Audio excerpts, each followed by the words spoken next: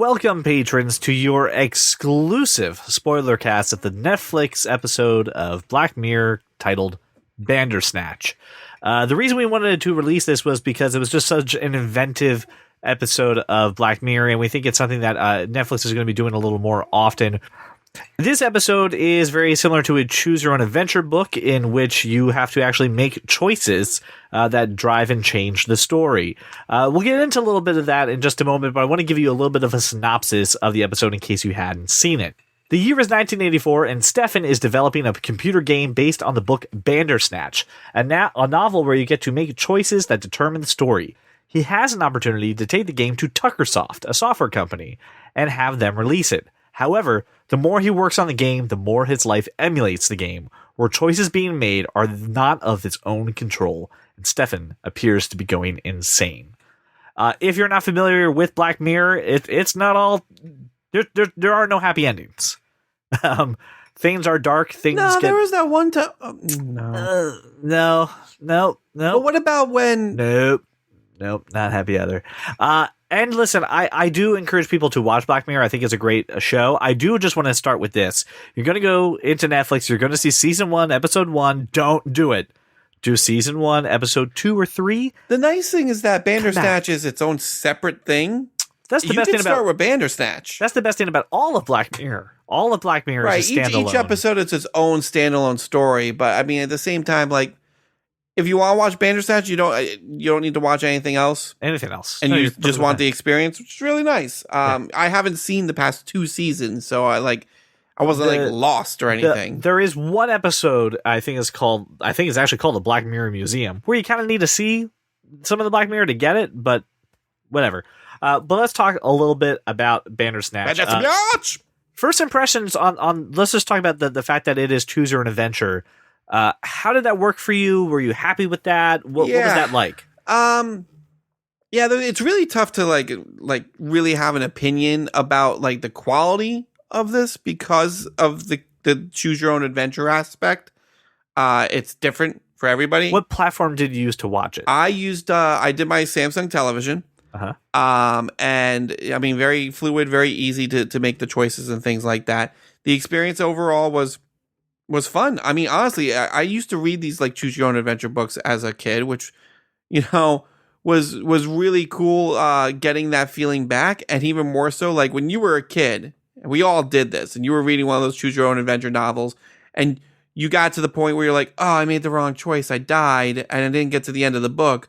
Let me just flip back to the next, my previous choice and make the different choice.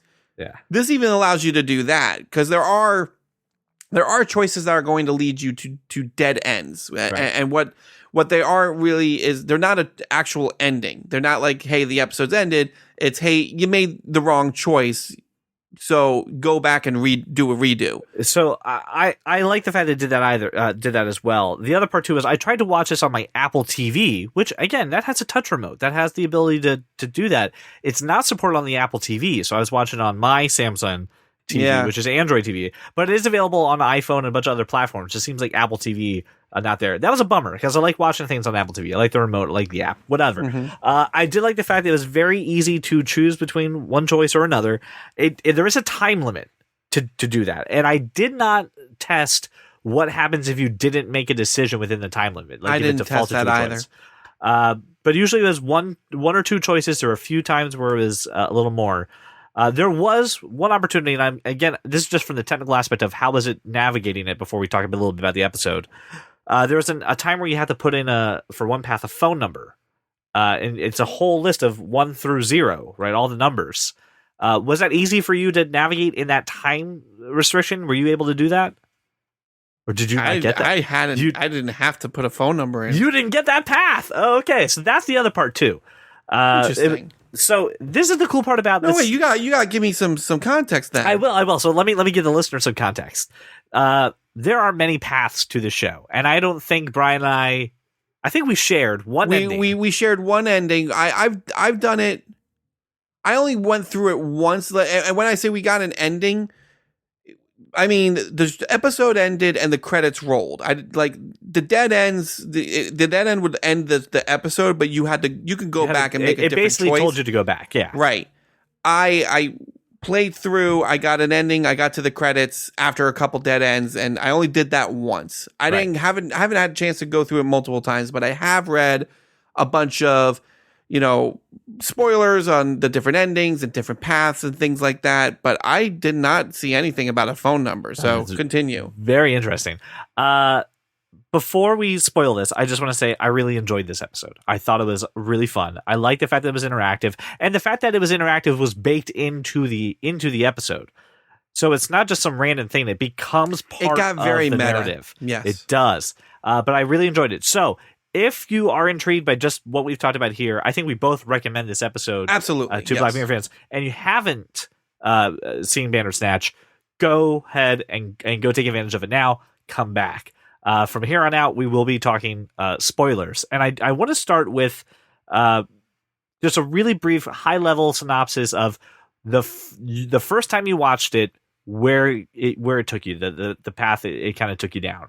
There is a beautiful flowchart that Brian found online that someone had painstakingly put together, which does a great job of kind of letting you know what all the outcomes are. While you're like kind of going through that flowchart, though, remember, I just read an article that the creators of Bandersnatch have said that there's an ending that no one has gotten yet.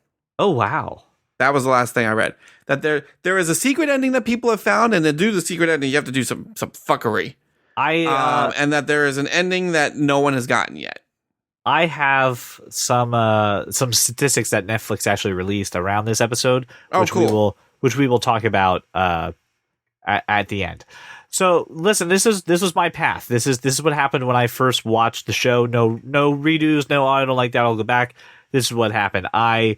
So obviously the normal stuff. I chose the cereal, I chose some music, I chose to accept the job at the company, which loops you back to that you have to go back to refuse it. So here's and I'm sorry, I'm going to interject. Please. I have thoughts. So the episode starts off with some very simple choices to get you used to the concept, right? Uh-huh. It doesn't like change the path of the story, whether or not you eat Sugar Puffs or the Frosted Flakes, right? Or depending on what music you listen to, it doesn't really inform the story at all. Right. And then they present you with this choice where you go to this video game company who has just exploded. They're on the cusp of being huge, and they're like, hey, we like your idea for the game, come work for us to do it. And you either accept the job or refuse the job. And I think that choice is in there purposely for you to also get used to the fact that some of the choices you make are going to be wrong, right? And we're going to give you the chance to repeat and go back, right? And this is how that's going to work, because everybody gut reaction is going to say, I'm going to accept this job. Okay, so you know what? I will talk about some of these stats then right now. So 73% of Netflix watchers chose to accept the job at Tuckersoft. That makes sense. We wanted the best for his life, therefore we decided to accept the job. And Black Mirror, because there are no happy endings, make sure that you realize that was the wrong choice. Right. And again, in this form of teaching you how this is going to work, you have to go back to the beginning, and everything kind of repeats through there, like through fast forward mode. Then you're presented with the choice again. Right. And then you're like, well, clearly I have to refuse the job. So you refuse it, you make the game at home. Then it comes a big choice of your character is obviously experiencing a little mental instability, already has a psychiatrist. So the option is, do you visit the doctor to talk about your mother, or do you not? I chose not to talk about the mom. It took me down a big rabbit hole, and then it basically comes to the fact that he's now developing the game. He's working on it. There's a problem with it, and he gets to choose to destroy the computer, right? Or shout at his dad. And so I chose the choice on the right. And I shouted at my dad, which takes you to the psychiatrist. It ended with this. It came for a moment for me where I had to choose to kill my dad or not kill my dad. Mm-hmm. And I was like, oh, God, I don't want to kill my dad. But believe it or not, I decided to do a little experiment and start picking everything on the right. So I was like, guess I gotta kill my dad. Guess that's how this goes. Started choosing the path on the right, and I got an ending that I thought was really interesting. that the game that you're working on gets released.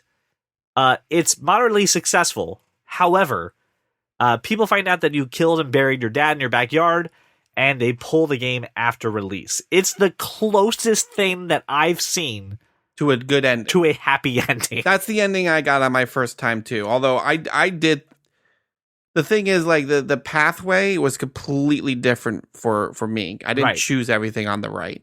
Yeah. But what I will say is there was a couple dead ends in between, and one of those dead ends like starts creeping up again in the story proper when you go back and make the different choice. Right. So I feel like the way this is constructed is you have to make some of those dead ends, because the whole concept is about halfway through, Stefan, the main character, starts realizing and thinking that his choices are not his own. Right. And he starts addressing you as the viewer and screaming at you to be like, give me a sign, tell me what's going on.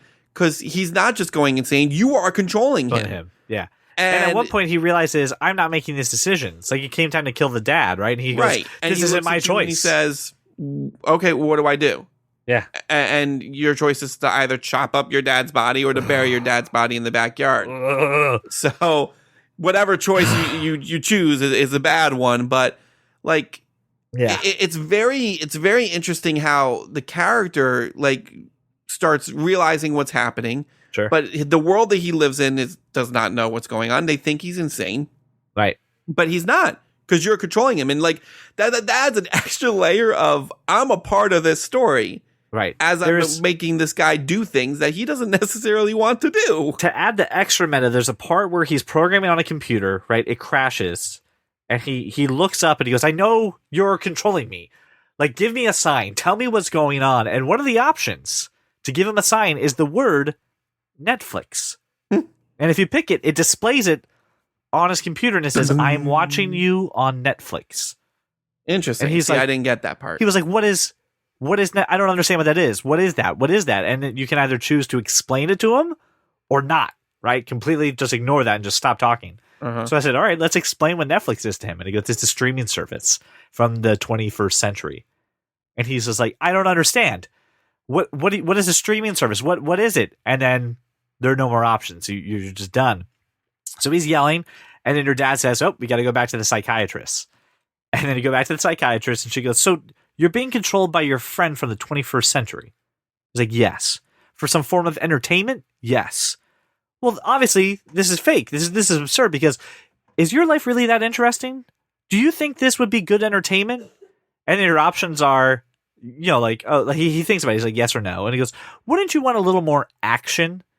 And then the choice is yeah or hell yeah. And I was like, oh, I'm picking hell yeah. So he picks hell yeah, takes a cup of tea, splashes it in her face, and it instantly transitions into this, like, fight sequence where you fight your psychiatrist. It turns into like a little Kill Bill style, just really fun camera movements, really tight on the action. Your dad bursts into the office. You start fighting your dad, and then you get dragged out of the office screaming because you get the shit kicked out of you. Like, I thought that was exciting. But it's a dead end, and you have to go back. I found another one where same thing, do anything that's exciting, splash coffee in the face, and then you have a choice to either fight your psychiatrist or you can jump out the window. So I was like, sweet, let's jump out the window. Let's see what this does. So I picked jump out the window, and the character starts walking back to the window and hear cut, cut, cut, and they zoom out, and it shows the set for Black Mirror. And they're like, James, I don't know if you know this. Why are you going to the window? That's not your movement. And he goes, oh, I thought I should jump out the window. She goes, no, that's not how this works. That's not what we're doing. He goes, oh, well, they told me I have to. And like, James, like, what are you doing? He goes, no, Stefan. I'm Stefan. And he starts referring to himself as the character. And then the director walks away and goes, Can we get the medic on board? Can we get the medic over here? And it cuts to black. So this show has just like Brian just said, there are so many different endings. So freaking meta. And it's like you don't even see the same show as somebody else. Brian and I watched this several times. It seems like you didn't even get that option at all, right? I didn't get anywhere near that option. I had a couple different options. One which included going to the major game developer's house, getting high on some sort of drug and jumping or making him jump, and then he's missing. Yeah, you get to choose. You get to choose basically who jumps off a building, your character or somebody else. Right. And who did you choose when that opportunity came up? Because I get that as well. I chose the other guy. The other guy, right. So yeah, but then I'm not making my guy jump off the 15, 20 minutes. Yeah, he was gone for a long time. And actually, one of the paths I took, I never saw him again. But this is what I was saying. Like, some of these dead ends inform the rest of the story, because when I had him jump, it was a dead end. The story ended with his wife freaking out at you. Right. But then, like, when go back, let's redo the last decision before this, and then I started proceeding with the rest of the story. The story turned into, Colin's missing. We don't know where he is. Right, I had that too. And you're like, well, but I saw him. But I went back to the decision before I saw him. So did I really see him? Right. Is he really missing, or did he actually jump? And I'm the only one who knows about it. Right. Yes. So then I started feeling like I'm a little crazy. Right. Because then things that he was saying in that pathway got brought up. And you're like, but wait, I thought I undid that decision. Right. But you didn't undo that decision. And then he shows up randomly again. I'm like, what is going on? Yes. I love this. So this episode does do a good job of, at first you're like, I'm in control and I'm good. This is fun. I'm the guy on the inside. Next thing you know, you're just like, wait a minute. Am I crazy? Is someone controlling my actions? It does that. That feels like maybe, I made that decision. Yeah, I chose, but it also makes you feel bad for making these decisions. And it's not because we really like Stefan. Right. Stefan is very closed off, he's not a likable character. No. But you still don't want bad things to happen to him. But because you're in control, you don't want bad things to happen, and you are forced, even with some innocuous decisions, to cause bad things to happen to him, and you don't feel good about it. There's some other ones that really go weird sideways quickly, but I do want to bring up one thing that is kind of a linchpin of most of these story paths. And that is, again, the goal is to get this game that he's working on about the book Bandersnatch made. And depending on what you do, some of the choices end up with a video game review show reviewing your video game. Reviewing Stefan's video game. And depending on some of the choices, it's either poorly made, it's really good, just missed the mark. And then, of course, there's one where it's a 5-star. Oh, my God, I can't believe this is so good. Right, but then they find out that you killed your dad. But then they found out, you killed your dad. Which still makes the game, insanely popular, which, unfortunately, would probably happen. Exactly, it would. But this little thing kind of can also inform some decisions. So you can see that your game is poorly reviewed. That can drive you to some angry things. You can see that your game is okay, and you have a different relationship with your dad, if your dad is still alive. It gets really odd very quickly. There's so many things down the rabbit hole. I don't mean to tear them apart, but I'm very curious on one thing that we mentioned here. I got something that you didn't, and I love to hear some more stuff that you got that I didn't. But if you watch the episode, you know that the therapist says multiple times, "Call me, you know the number." Right? It's a thing she keeps saying over and over again. Call me, you know the number. So Brian, the thing I was talking about was after I killed my dad, I decided to hack up my dad, but before you do that, you call the therapist. Right. Before you hack up the dad, you call the therapist. And I did that, but I didn't have to put in a phone number. He's freaking out and he can't remember the number. He goes, and then it flashes back to all these times and she goes, "You remember the number," and it flashes back to her dialogue that you've had, and she's saying the number in all the dialogue that you have.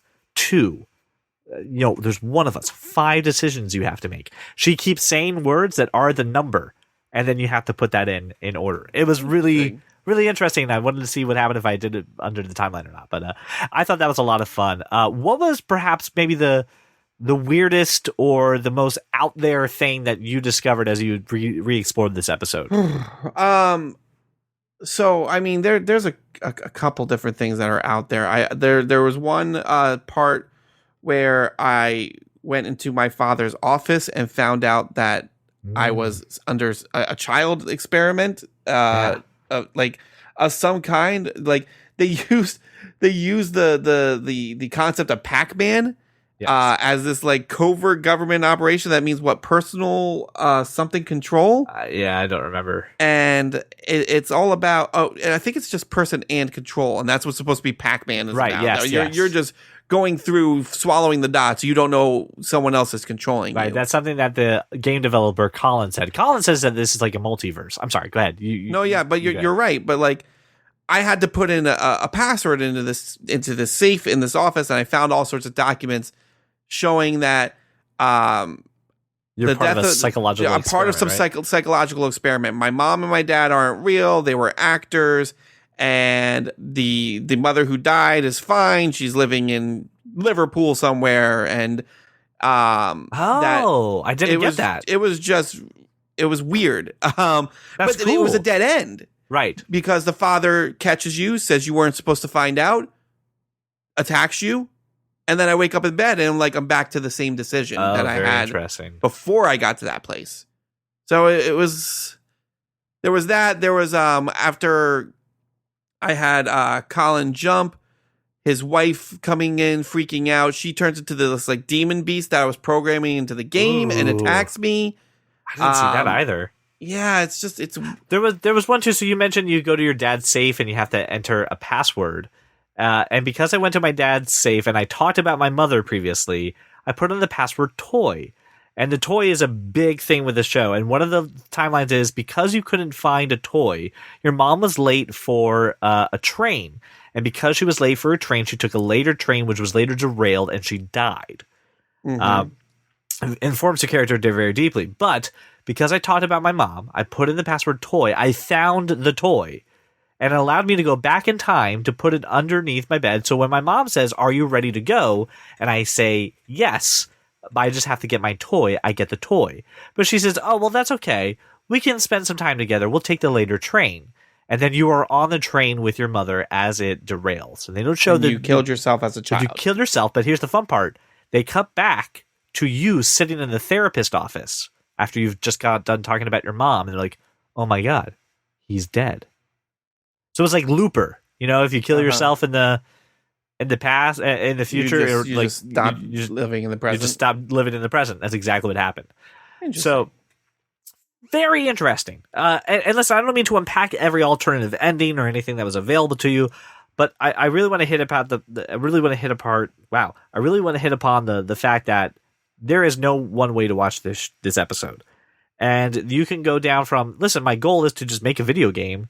Maybe I get strayed with what the relationship is with my idol, right? Because that Colin is an idol to our character for making video games. I get caught up in his world, but at the end of the day, I make my game.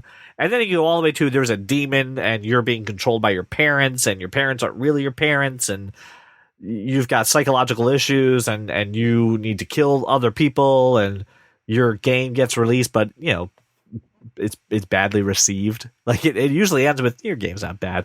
I've ended a couple times in prison for being arrested for killing somebody. It's super odd, super weird. I'm gonna have to go through this a couple more times because I'm really interested to see how things unfold if I make a couple different choices. So Brian, let me ask you this question because you're really good. You got a talent for doing something like this.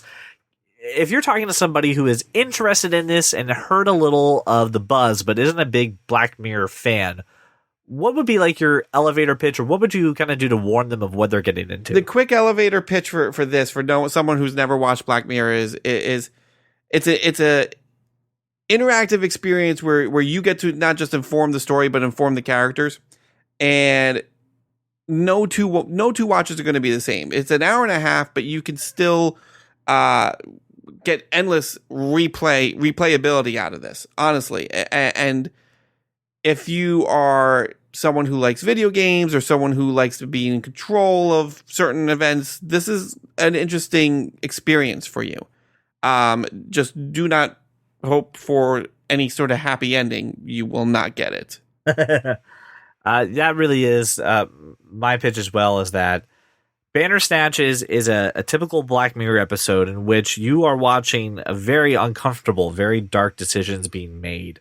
However, instead of being a passive person just watching it, you are now responsible for the decisions that your characters have made. And it will lead you down a path that could be ordinary and be but still be exciting.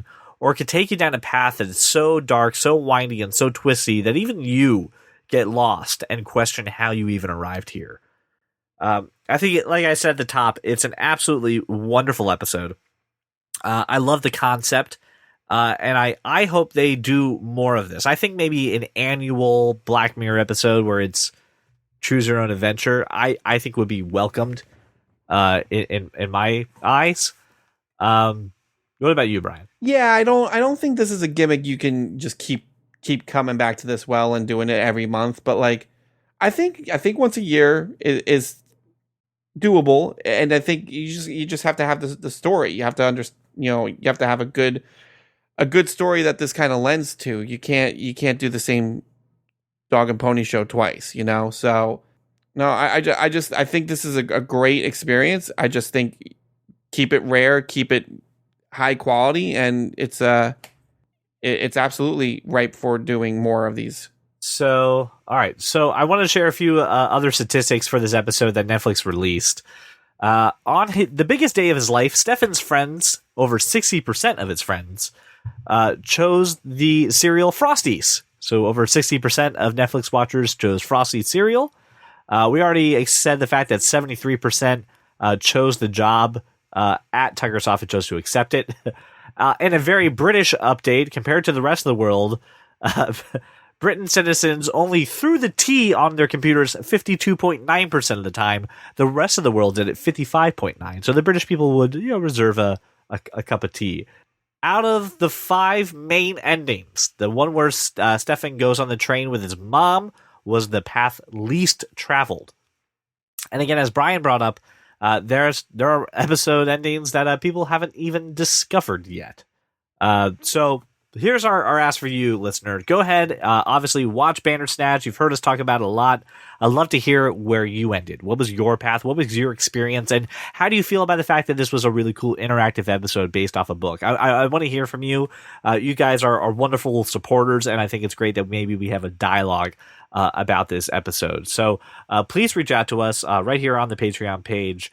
Tell us what you thought about Bandersnatch. So thank you so much for listening, and we will be back next time for another Spoilercast. Well, welcome to the club, because you are that kind of nerd.